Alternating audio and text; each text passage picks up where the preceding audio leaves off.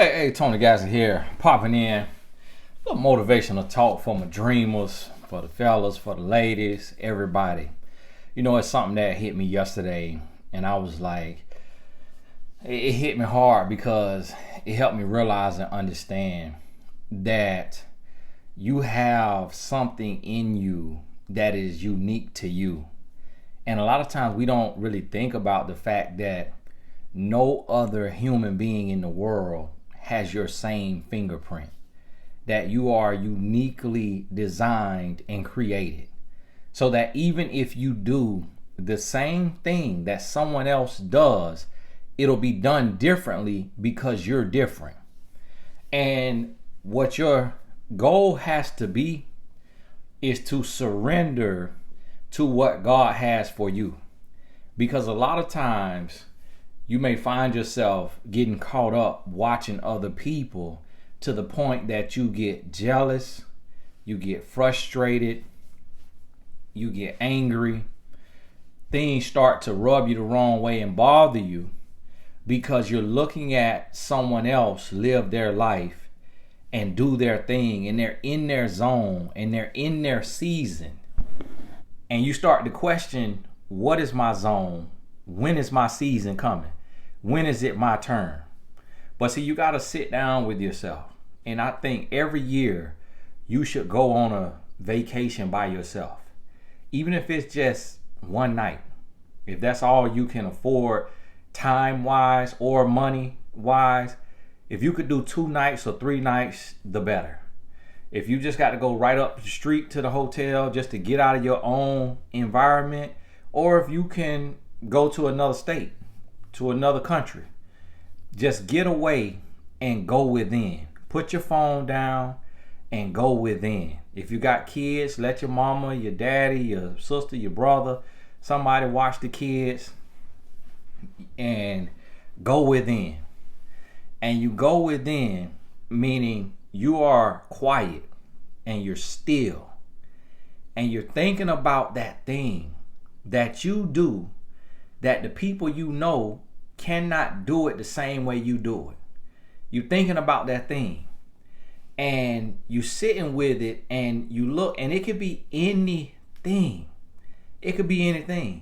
And see, a lot of times you will have something in you that you can do, but you just haven't flexed that muscle.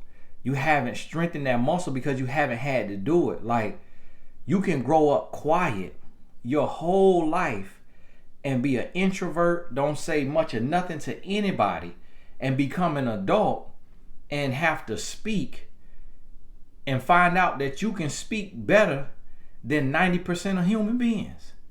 But you've been quiet your whole life.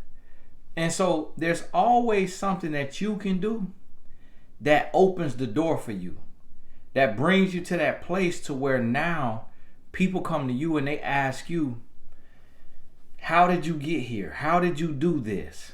Like, what gave you the courage? What gave you the confidence? Like, how do you start your catering company? How did you start your event planning company? How did you start your nanny service, your life coaching business, your speaking business, your YouTube channel, your car garage, whatever it may be? Because you tapped into you and you use your natural gifts. And those gifts will make room for you.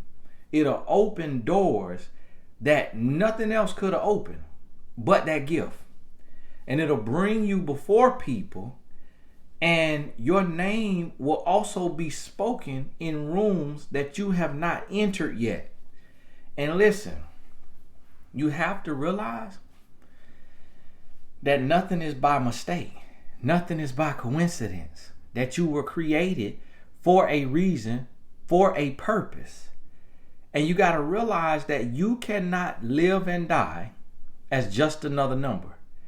And if you're going to pass through, you got to leave your mark on the world by doing what only you can do. And stop doubting yourself.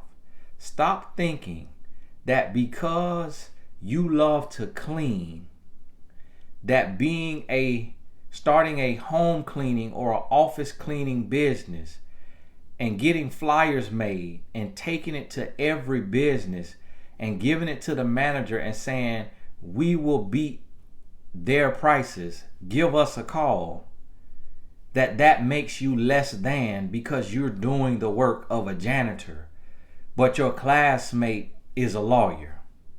Because you doing the work of cleaning could bring you in front of, you could be cleaning the mayor's house, the governor's house, the senator's house, a billionaire's house, a multi-millionaire's house, and you don't know what will happen. Do you know it's people who clean houses?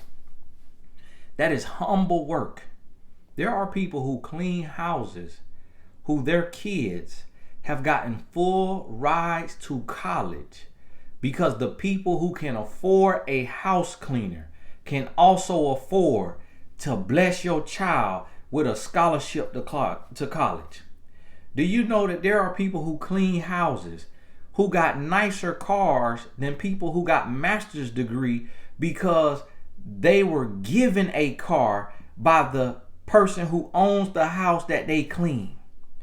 It's people who clean houses whose closet is worth more than somebody else 401k because the woman that they clean for lets her or him have all of their old Louis Vuitton, Chanel, Gucci, Prada that they can have an estate sale and retire.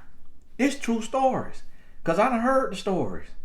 But see, who would have thought that using the gift of cleaning, the attention to detail, will open doors like that? You see what I mean? The thing is we look at ourselves and we say, who am I? What you mean? You're a child of God. So is that insignificant? You're a child of the King. You fearfully and wonderfully made. Like, what else do you need to know about yourself? Like, what else do you need to hear? Like, you believe in God, but you think he will create trash? That he will let you come on this earth and be insignificant? See, you just got to serve.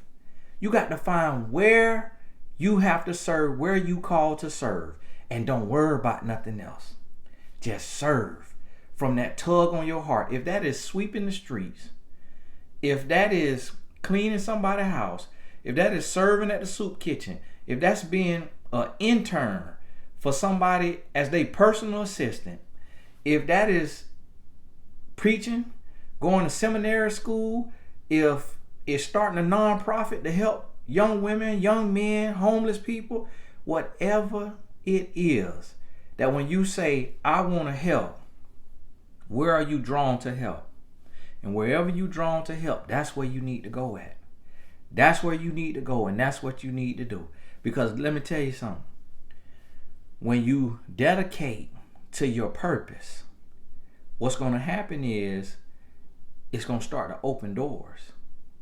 You could be doing something that you would do for free, and it end up blessing you beyond your wildest dream.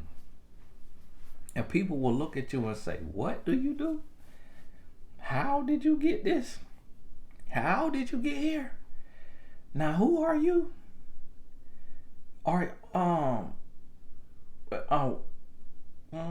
Did you like come from money? Is your mom or dad like, dignitary? You like, no. Well, how did you get this position? Like, how do you know this person? Like, how did you get that invite? Like, how did you? And they're looking at you, and guess what you just did? You just shifted the culture. You just shifted the culture because they looking and they like, whoa, hold on now. I've never seen nobody that talk like you, that sound like you. I ain't seen nobody that sound like you, that look like you, that's your gender or your race or your height, your weight, your location, where the neighborhood you come from, the city you come from. I ain't never seen nobody like you doing what you doing, like serving and winning and blessed and highly favored and connected the way you are. What in the world going on? See, you have to know that you got a place and a purpose in this world, and you got to tap in. You got to tap in, and you got to be willing to win. You cannot be afraid to be amazing. You can't be afraid to tap into your gifts and look. Stop looking without and look within. Stop walking in and talking in lack and be abundant. Stop thinking about that and just serve, just operate. Stop watching everybody else. Stop copying everybody else. Stop wanting what everybody else wants, and do what comes natural to you. Do what make you come alive. Do what you love to do. Do what you want to do, because that is for you. See, a lot of times we let people put us in a box, and we let people opinions box us in. We let people judgment box us in. But see, when you have the mindset, the confidence, the courage to get out of that, that's where your blessing at. When you inside that comfort zone where nobody judging you, nobody talking about you, nobody attacking you, nobody coming at you, that's where you can't get your blessing. But you got to be willing to have other people turn their nose up at you. You got to be willing to have other people looking at you sideways, to have people talking bad about you, because those who are for you will be for you. See, you could do good. You could start out serving in a nonprofit, and you pinching pennies, and you giving from your own bank account to help this group of people you serving, this area that you serving in, and then millionaires start stroking you checks, and you sit down with your board, and they say to you, listen, you started this. According to the IRS tax code, you as the executive director are legally allowed to be paid 40% of your total operating budget. So we bringing in $1 million a year. You could be paid $400,000, and we think you're worth it. And your board votes that out of the $1 million a year that your foundation is raising, your salary is $400,000. Because they say, look, Red Cross salary CEO is $2 million a year. FEMA CEO is $10 million a year. Like, they in the millions, whatever it is. And so they looking at you. Let me see. And they saying, look, you deserve. Somebody text me. I got somebody outside working. I told them text when they need me. And they looking at you and they're like, look, you deserve. And I used a big example so you could see, because that's how God will move now. But it might be 40,000 out of 100,000. Then it'll be 80,000 out of 200,000. But that's to do what you love, to do what you put here to do. You might be happy with 40. Depending on where you live at and what your bills cost. And if it's a side gig, you might have something else going on. And so this is the thing. You'll mess around and get blessed, and you'll start to feel shame about your blessings.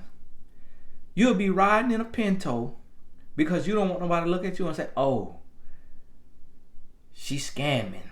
He's scamming. Because how they started a soup kitchen and got $1 million house.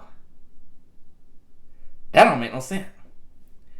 You'll be living in a shike because you worried about what people gonna say. And you started out humbly serving and was elevated over time because of your faithfulness, because of your diligence, because of your commitment. Things worked in your favor. But see, somebody need to see that. Somebody need to see that they could be faithful, they could be diligent, they could be humble, and yet still be peaceful happy, and blessed in every aspect of life. See, you can shift the culture. You can break the generational curses. You can change the narrative. Instead of being a product of your environment, you can make your environment a product of you. To where when people see you, they see blessings, they see peace, they see prosperity, and they see it on the other side of your trials and tribulations and the storms that you have weathered, because you refuse to quit. You refuse to give up. And that's what you have to understand, that you are not here to just live and die, to just exist and die.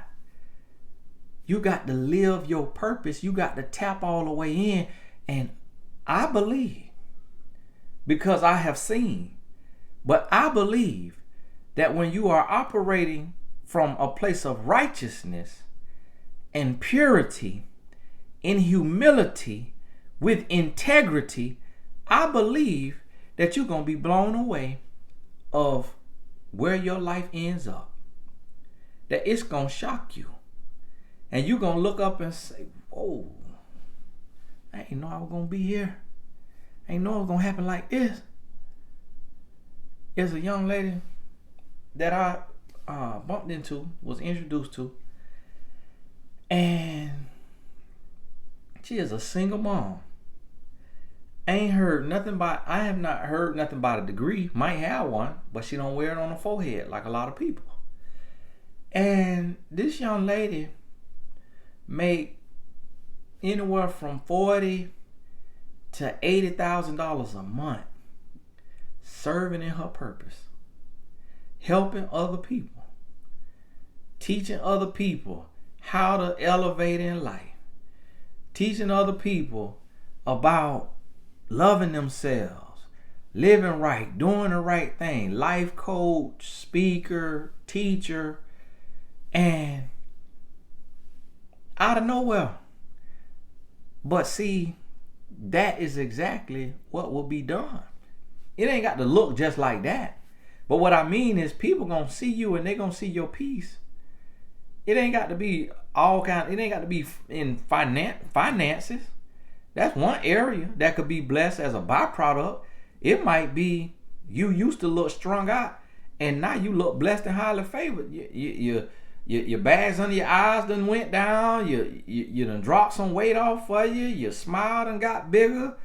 People like, whoa, you just look like you was death warmed over, and now you glowing. What the world going on with you? You see what I'm saying? It could show up in any form, but you have to be willing to tap on in to your life and start living, start believing, start operating, start doing what you put here to do. And stop asking questions of everybody else and go within. Get silent and listen. Lord, what do you want me to do? And don't make any haste decision. Don't move too fast. Sit for a little bit. Ponder on it a little bit. Count the cost a little bit. Wait, count the cost. Look at it. Okay. Let me see now. Where am I operating from? What is this right here? Where am I operating from? What is this? Is it greed? Is it frustration? Is it anger? Is it jealousy? What's going on now? Start to evaluate it. Look within and start to do what you put here to do. And I'm telling you, you're going to look up 3 years later, 5 years later, and you're going to be shocked. You're going to go, what in the world? I ain't know this was gonna happen. Now I hope, I prayed for it, but I ain't know it's gonna come this soon. I ain't know it's gonna look like this. This above and beyond. It's above and beyond. You gonna set goals and surpass them goals. You gonna set goals, and the goal that you set gonna be doubled, tripled, or quadrupled, and you're gonna be like, what in the world's going on? What's going on? You'll say, hey, I want to reach 1,000 lives. And reach 10,000, then 20, then 100,000. You like, whoa, I said 1,000. You don't never know what life has in store for you if you are unwilling to live your purpose and to tap in and to do what your fingerprint is designed to do. Because your door to destiny can only be opened by your fingerprint. Can't nobody else get what's behind that door but you. And if you don't operate in your purpose, you're not going to get there to claim the life that's yours on this earth before moving on into eternity. Because you could be blessed on earth and in heaven. Because what's done in heaven could be done on earth. And that's the prayer that you praying. Lord, do it on earth just as you doing it up in heaven. Like, move on my behalf in the name of Jesus. And you believing and you walking and you living this thing out. Now, if to those of y'all that's not in that right there, God bless you. Still love you. But I can't deny, I can't lie to you about what my secret sauce is. Jesus Christ. Rededicating my life, getting in that Holy Bible, and living by the teachings of the Holy Bible. Bible. Basic instructions before leaving earth. Bible. Basic instructions before leaving earth. Bible. Listen, book changed my life. People say, what book you reading? The Holy Bible? I done wrote books, 20 plus. I done read other people's books. Listen, don't nothing compare to that HOLY Bible. Don't nothing compare. The authors that you hold in high esteem, wisdom come out of that Bible. Ain't nobody that's giving you any amount of wisdom that you can't find that same wisdom in the Bible. Listen to me. And boy, when I got in there, I said, oh, so such and such author such and such tried to steal this and just took the name of God out, but put it in his book like he's just a genius, like he just came up with it. Everybody quoting him. They come from the Bible. Listen, you best to know all my wisdom comes from that Bible. You hear me? I can't lie to you about it. I can't lie to you. So listen, okay, you got this billionaire over here that telling you how he got it out the mud, but he going through a divorce. The billionaires I know going through divorces. The billionaires I know have been through it. Look at what my marriage perfect. So listen, I can't deny what worked for me. Because see, yeah, you can have money. You could be a million now, billion now, 100,000 now. You could be 1,000 now. You could be $1 But listen, Ephesians 5, what saved my marriage? Husbands, love your wives as Christ loved the church. I wish somebody would have told that billionaire that.